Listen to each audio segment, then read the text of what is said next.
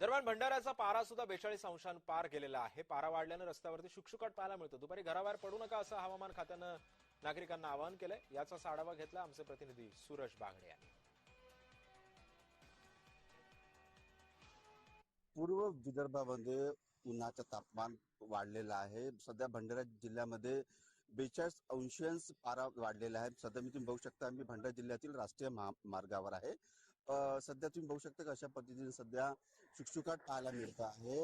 हवामान खात्याने सध्या नागरिकांना सूचना दिलेल्या आहेत की अतिआवश्यक काम असल्याचंच बाहेर पडावं, अन्यथा 12 ते 4 वाजतापर्यंत बाहेर पडू नये।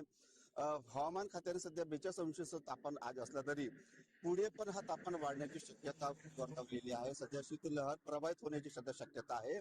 त्यामुळे नागरिकांना सूचना दिल्या आहेत की स्वतःची काळजी घेण्यात यावी।